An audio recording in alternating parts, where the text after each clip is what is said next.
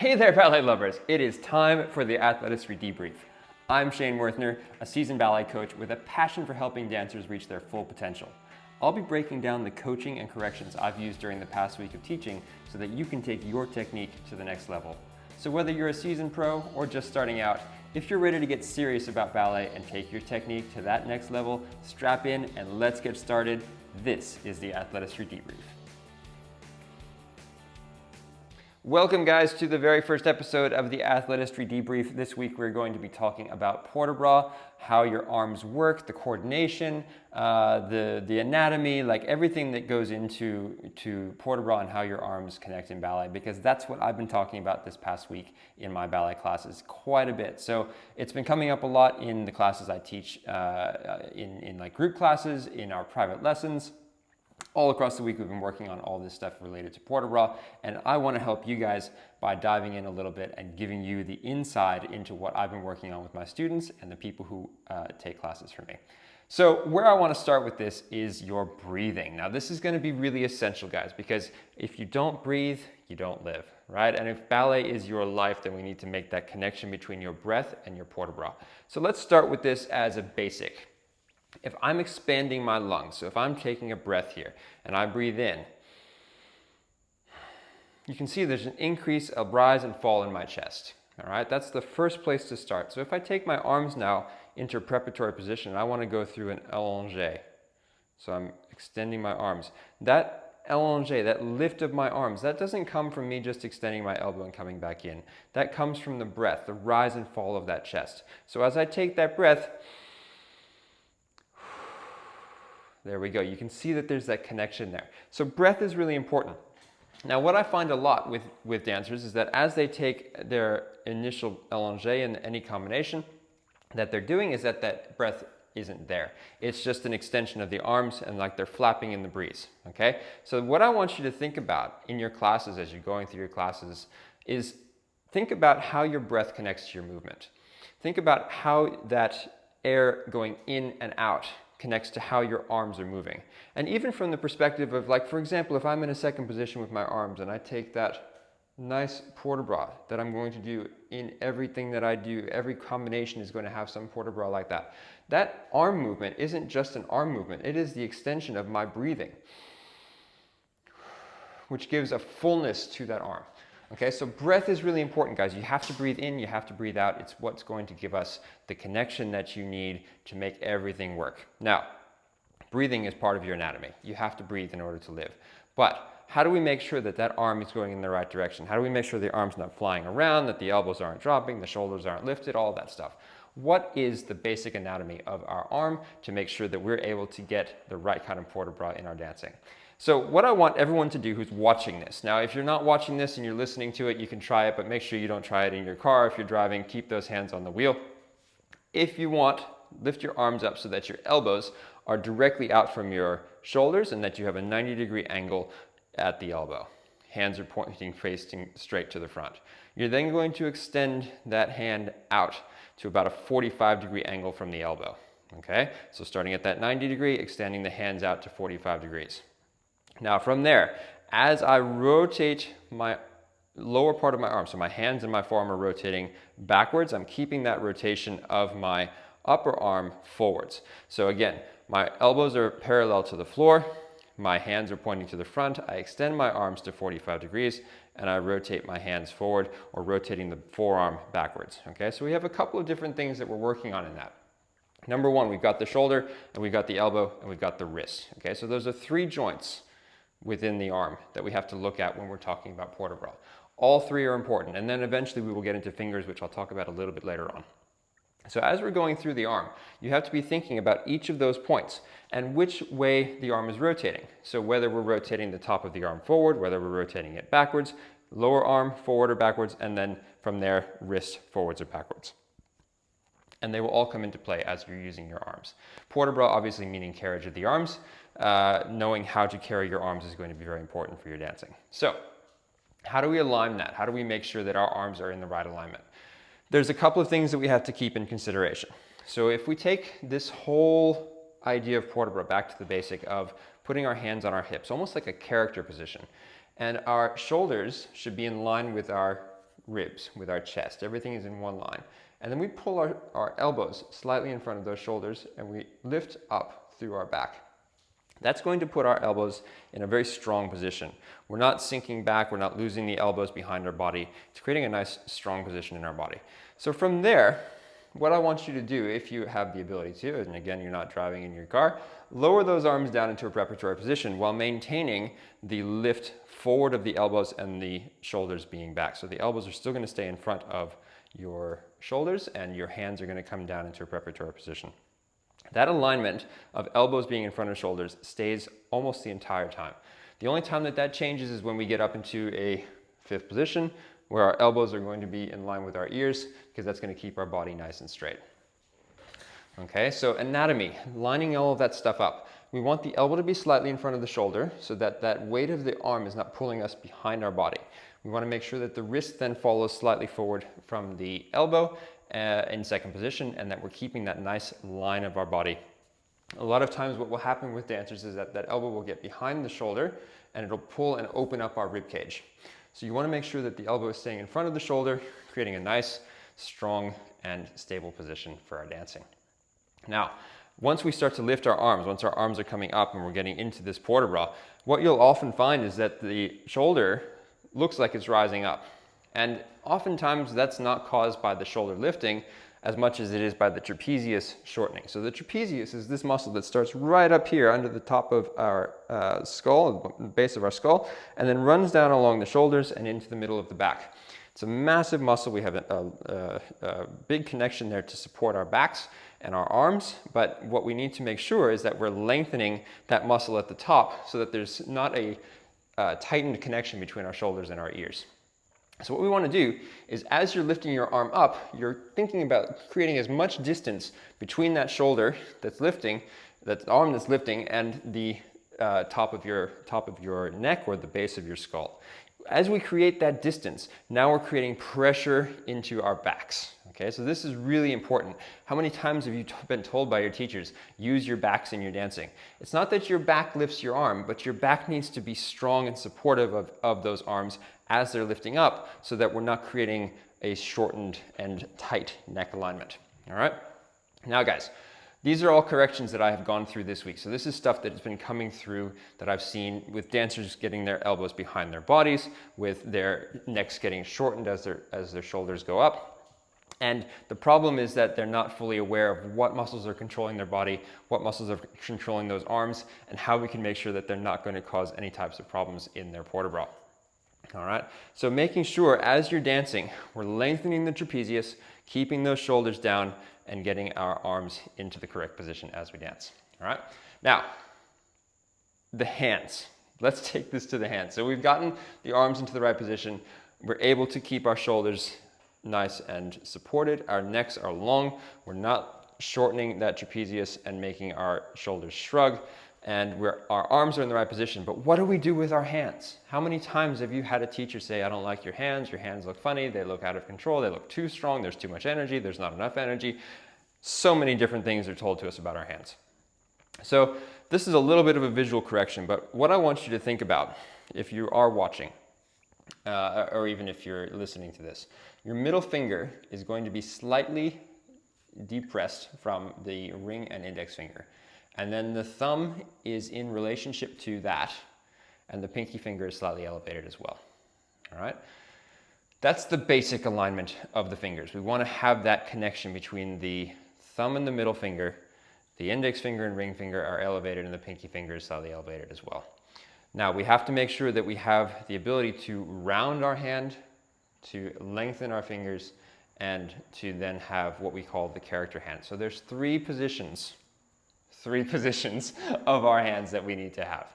So the rounded, the lengthened, and the character.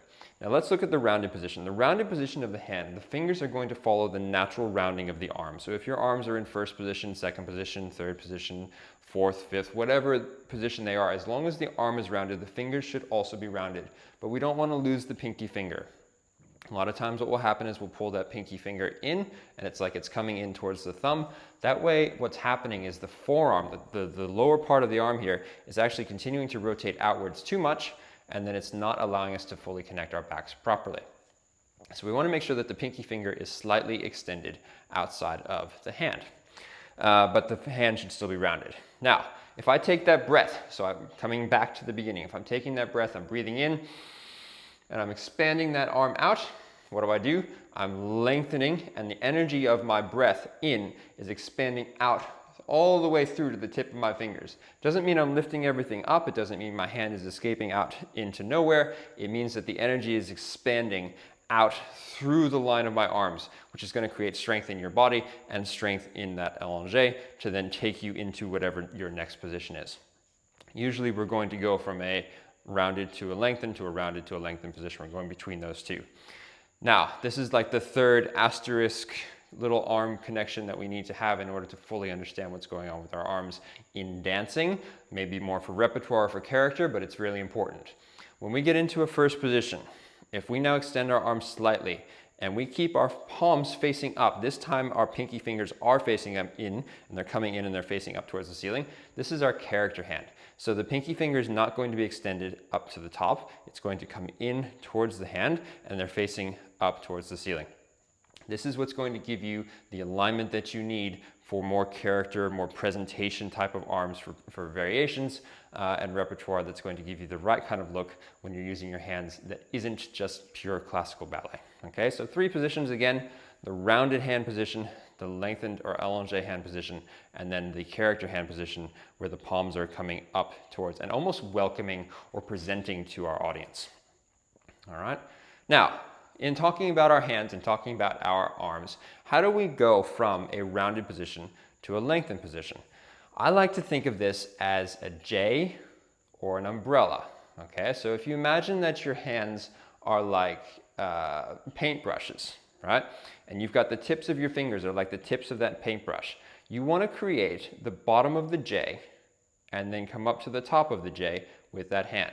So from the rounded position, your arm is rounded, your fingers are painting the bottom lower little arch of the J and then coming up to the top of the J and then coming down. As they paint that picture, they go from a rounded position out to an extended position. So rounded out to extended as we're going through that J motion, or like the handle of an umbrella, right? Now, the thing that's most important here is that we don't forget that in order to come back from that position, we have to go through the same movement. So as we go through, we're lowering and extending, and then coming back through and finishing off the hand in a rounded position. This is going to be slightly more pronounced for female dancers than it is for male dancers, but it is important to note that we're not going just through that allongé and then rounding back immediately without connecting that same down and up alignment of the arm. Now, if you notice as I'm doing this, if you're watching this, as I go, my hand is going up, down, and my head is also going down and up. Just naturally, I've made that connection in my body. A lot of times when I'm watching young dancers, and especially this has come up a lot this week, when they go to do that allongé, they might have the hand going, but the head stays exactly where it is. Or if it's turned, it's looking out towards the hand, but there's no dip. The chin stays exactly where it is.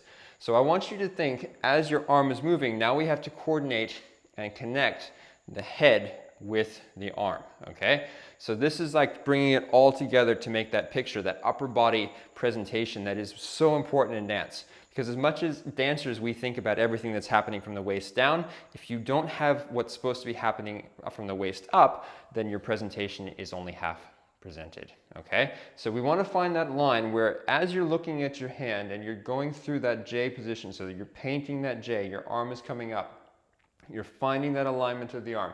From there, that's going to be super important because you need to make that connection between the head following the fingers down and then up, and then you have somewhere to go as the arm comes down into preparatory position. So there's a connection between the down, up, and then lowering. And that alignment can make the difference between your hands looking stiff, your arms looking stiff, your head looking disconnected. If you don't have that follow from down to up to down again, we're going to lose everything that we need, okay? Now, what often will come into play here, once I've done my allongé, I've taken that breath, I've breathed in, my arm is extended, I'm lowering the arm down now, and I closed off and connected and squashed my arm against my body. I have moved the elbow in, it's connected to my body. So there's no space now anymore between my rib cage and my arms. This is not going to be very supportive for your back. You're going to lose all of that connection in your back. Your shoulders are going to drop forward, and it's going to look like you suddenly became very weak and deflated in your dancing. So what we want to imagine is that you have a ball, kind of like a squishy yoga ball, like a squishy juggling ball or something that can go underneath your armpit. And as your arm comes down, you don't want to squash that ball. You want to keep that space between your bicep and your rib cage. And that is going to give you the lifted and powerful look in your dancing that you need in order to keep that arm supported. All right?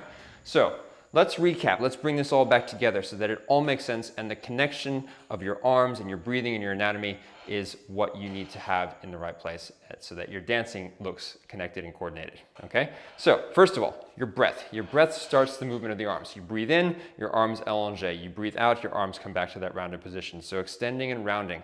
The expansion and the contraction of energy, guys. If there's one thing I can give you that's going to completely change the way you look at your dancing, it's looking at it as expansion and contraction and the opposition of those two things. Next, we have 3 joints in the arm that are moving predominantly, not including the hand. One is the shoulder, one is the elbow, one is the wrist. So the rotation of the wrist, the rotation of the elbow, and the rotation in the shoulder of the humerus bone, which is the top of the arm, okay? Your ability to rotate and move that is going to massively impact your ability to move your arm.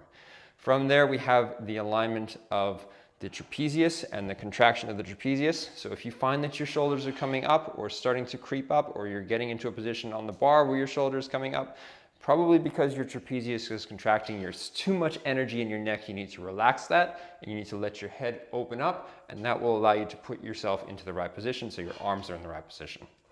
From there, once your arms, your shoulders are in the right position, then we can look at the hands. That rounded position of the arms is going to lead to a rounded position of the fingers. And then when we go into that allongé, we take that breath, we extend the energy out, it expands beyond that rounded position, and we get to that length in the fingers so the fingers match the lengthening of the elbow. We draw that J with our fingers, we follow the line of the J with our head, we bring the arm down as we exhale, and then we find that nice preparatory position, coordinating everything together, head coming together with the arms, arms going together with the hands, shoulders are protected and strong, and our body is in a great position, and then we can dance.